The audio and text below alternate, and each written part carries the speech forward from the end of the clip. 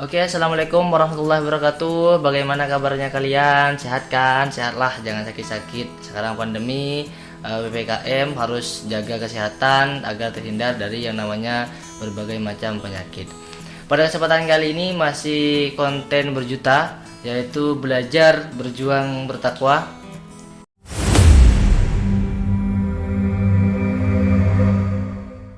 Yang mana masih bersama Cak Rohim sebagai bintang tamu. Ini merupakan video kedua bersama beliau. Jadi seperti ini, Cak. Bagaimana sih Cak, untuk menjaga kader dan anggota agar tidak terlalu terseleksi alam? Ya, seleksi alam mungkin sudah biasa, biar tidak terlalu banyak lah. Ya, siap. Untuk menjaga kader agar tidak terseleksi alam, karena memang hal itu pasti terjadi dari masa ke masa, memang dari sejarah memang seperti itu.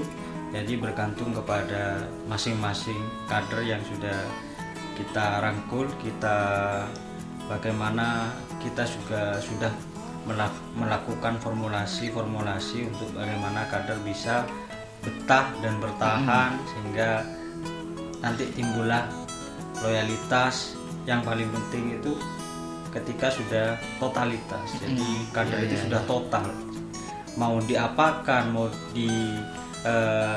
diserang ini itu, dikritik ini itu, sudah tahan, Jadi, kuat, total sudah kuat.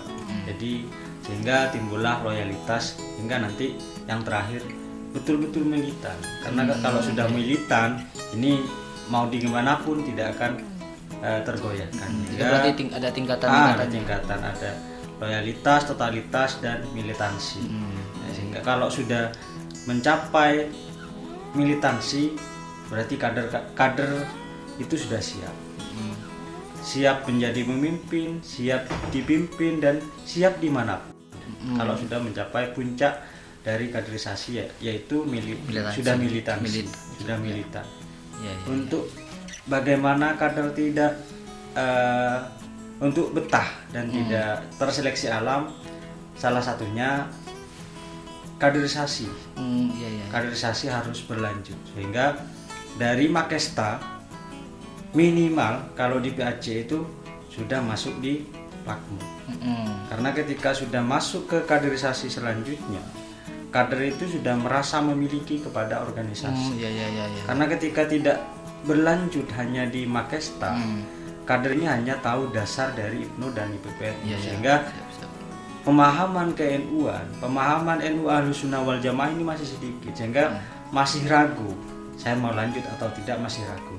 Ketika sudah dilanjutkan ke kaderisasi selanjutnya, ini sudah terbentuk karakter organisasi, sudah terbentuk karakter NU di tingkat pelajar. Kalau hanya di kaderisasi pertama ini karena ini masih dasar, ki cok koncok, ki baru kenal. Yang namanya baru kenal ini masih rasa penasaran, rasa khawatir, tidak akan ada sesuatu yang didapatkan dalam organisasi.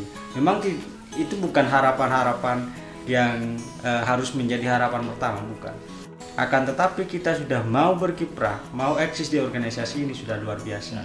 Akan tetapi kalau diimbangi dengan kaderisasi, diimbangi dengan kaderisasi lanjutan, lebih-lebih kalau sampai ke tingkatan terakhir, latpel, latihan pelatih, ini sangat luar biasa, sehingga tidak diragukan lagi pemimpin-pemimpin masa depan di organisasi kita itu sudah ada, sudah lahir, sehingga kita tidak bingung lagi untuk siapa sih yang akan menggantikan saya, karena kekhawatiran seorang ketua di akhir-akhir masa jabatannya ini ketika tidak mempunyai kader yang mampu untuk melanjutkan kepemimpinannya.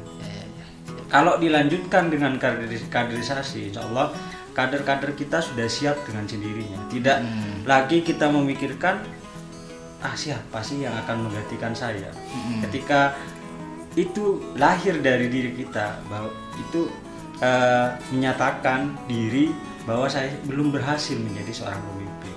Akan tetapi kalau lagi-lagi kembali kepada kaderisasi, kalau kaderisasinya bagus dari Makesta, Lakmot, Latin sampai Latpel, insya Allah kader itu sudah siap untuk menjadi pemimpin di tingkatannya masing-masing. Ya berarti kan tidak lagi bingung-bingung sering tunggu Iya, ya. Ya berarti memang kaderisasi ini harga Kaderisasi. mati ya. Selain itu juga perlu selain kaderisasi memang sudah hal yang wajib karena bagi kader yang mau masuk di IPNU dan IPPNU harus termakesta baru diangkat sebagai anggota. Ya memang itu kan gerbang utama. Iya, gerbang utama untuk gabung di IPNU IPPNU. Selain itu, berikan peran kepada struktur dalam organisasi itu. Jadi tidak hanya terpaku kepada ini bidangnya saya, sehingga rasa memiliki kepada organisasi itu masih kurang. Ketika kader-kader kita yang menjadi pengurus itu diberikan peran dalam hal acara sekecil apapun, entah itu acara seremonial, acara hari-hari besar Islam, ketika diberikan peran, berarti saya ini dianggap di organisasi, sehingga timbullah kepercayaan diri untuk terus aktif di organisasi. Karena kadang memang itu yang dilalaikan oleh kita selaku orang organisatoris, tidak hanya memilih salah satu yang dianggap kita mampu, padahal itu salah. Semua kader itu punya kemampuan, tapi mereka kemampuannya berbeda-beda. Jadi kalau diberikan peran, dia akan menunjukkan kemampuannya entah itu di bidang distribusian surat atau segala macamnya. Memang sudah ada keahlian di diri masing-masing kader. Iya. Kadang ini juga dilema ketika berkaitan dengan memberikan peran. Memang pernah ada kader adik-adik itu juga ada yang curhat ke saya. Ini gimana di IPNU IPPNU ini saya seakan-akan tidak dapat apa-apa. Ya mungkin salah satunya karena tidak dikasih peran. Nah cuman balik lagi ada kadang yang kader itu dikasih peran malah ngunguan Ada yang suruh laku ini, suruh kerjakan ini, suruh ngantarkan ini, kadang ada yang ngunguan.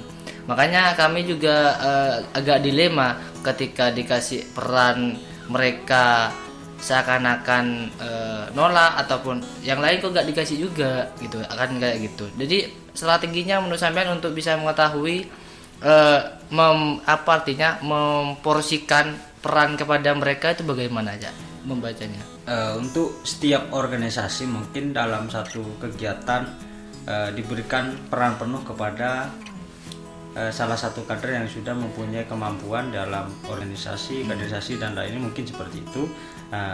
Lalu ketika sudah melaksanakan salah satu kegiatan, di situ akan nampak siapa kader-kader yang memang betul-betul mau berproses dan siapa yang tidak mau berproses, sehingga di situ muncul ini kemampuannya apa, ini kemampuannya apa. Tidak kemudian kita sebagai ketua baru dilantik, semisal raker, setelah raker itu langsung melaksanakan hasil rapat kerjanya itu langsung diberikan kepada salah satu kader yang masih belum punya pengalaman di situ, sehingga dia tidak pede untuk saya masih tidak pernah di sini, saya belum pernah melaksanakan kegiatan ini, sehingga mereka minder. Dari minder itu mereka akhirnya tidak aktif, mengurangi keaktifannya di organisasi. Kalau pertama kali kegiatan atau kedua itu diberikan kepada salah satu kader yang sudah pernah melaksanakan kegiatan itu, insya Allah dalam kegiatan-kegiatan berikutnya dia sudah tahu, saya kalau diberikan tanggung jawab ini saya harus begini, sehingga tidak kemudian setelah diberikan peran, saya tidak mampu. Kalau berbicara tidak mampu, kalau berbicara mampu ngapain masih berproses? Karena proses itu lahir dari ketidakmampuan. Kalau sudah mampu nggak usah proses. Iya betul. Berarti memang kita selaku pengurus memang harus tahu betul memporsikan siapa yang memang mampu, siapa yang bisa di posisi ini, begitu ya. Jadi itu di konten ini tentang berjuta. Sekali lagi jika kalian ada pertanyaan seputar ke IPNU IPPN UAN, silakan tulis di kolom komentar, nanti akan kami tanyakan kepada bintang tamu yang cocok untuk menjawab pertanyaan-pertanyaan dari kalian. Oke Cak, mungkin ini saja di video kali ini. Terima kasih atas waktunya.